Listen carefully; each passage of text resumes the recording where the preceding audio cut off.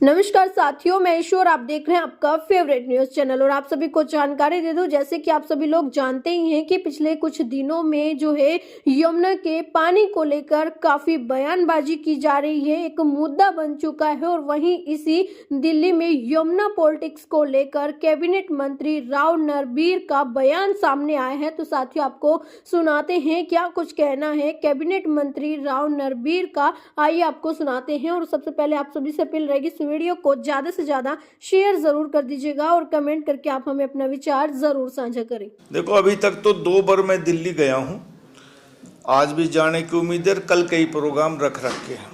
3 तारीख को चुनाव प्रचार बंद होने जा रहा, तो इसलिए सभी हरियाणा के तकरीबन राजनीतिक लोगों की ड्यूटी लगी है। और 32 विधानसभा में तो खास तौर पर हरियाणा के लोगों की ड्यूटी लगी है। जिस हिसाब से लोगों का समर्थन इकट्ठा हो रहा है, जनसमूह इकट्ठा हो रहा है, और लोगों से बात करने पर आपको लग रहा है कि आपके भारतीय जनता पार्टी के लोग दिल्ली में सरकार बनाने जा रहे हैं।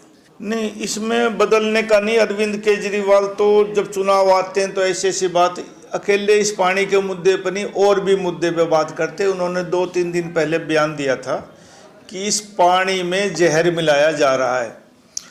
मैं पर्यावरण मंत्री हूं, इसलिए हमने रिपोर्ट हमारे पास हर महीने आती है। हम उसका साल में चेक कराते हैं 2 जगह। एक तो है पल्ला गांव,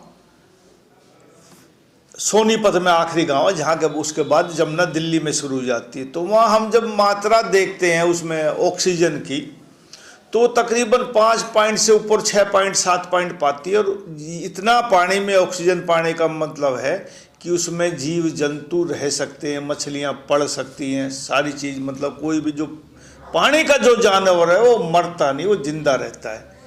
और एक गांव पड़ता है दिल्ली क्रॉस होने के बाद, बसंतपुर, फरीदाबाद जिले का पहला गांव। यदि वहीं हम हर महीने टेस्ट करवाते हैं, तो अब हमने जनवरी 2025 में करा, पूरे साल का मैंने चंडीगढ़ प्रेस कॉन्फ्रेंस करके भी कहा था कि वहाँ ऑक्सीजन की मात्रा आती है 0। तो सब गंदा कहाँ हुआ? और चलो उसको ये नहीं जचती तो अपने कोई लैब से टेस्ट करवा लो, वो पल्ला में भी टेस्ट करा लो और वो बसंतपुर में भी करा लो। तो किसकी कमी है? और ये मुद्दा राजनीतिक मुद्दा नहीं है, ये हमारे जीवन से जुड़ा हुआ मुद्दा है। इसमें आरोप प्रत्यारोप की जरूरत नहीं होनी चाहिए। ये चुनाव तो आते जाते रहेंगे, जिंदगियां जरूरी है, इसलिए इस विषय पे बैठकर आपस में बात करके गहनता से विचार करके इसके समाधान की तरफ हमें चलना चाहिए। मैं अरविंद केजरीवाल से भी निवेदन करता हूं कि आपस की बहसबाजी में ना पड़ के, बयानबाजी में ना पड़ के, ये राजनीतिक मुद्दा ना बनाओ, इसके समाधान की ओर चलना चाहिए। हमारी गलती है तो हम उसका सुधार करेंगे, और यदि उनकी गलती है तो वो सुधार जरूर करें।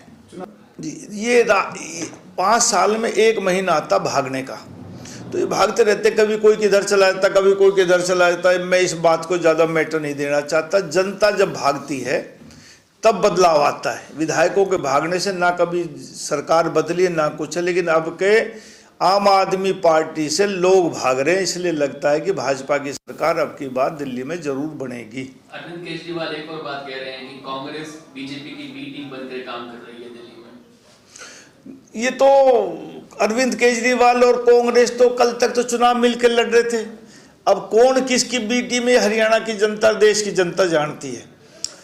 उनका काम है अरविंद केजरीवाल का लोगों को बहकाना, लेकिन अब उनका घड़ा भर गया। 10 साल हो गए, लोगों ने देख लिया, तो कुछ भी कही जाओ, मेरे को लगता फर्क नहीं पड़ेगा उनका।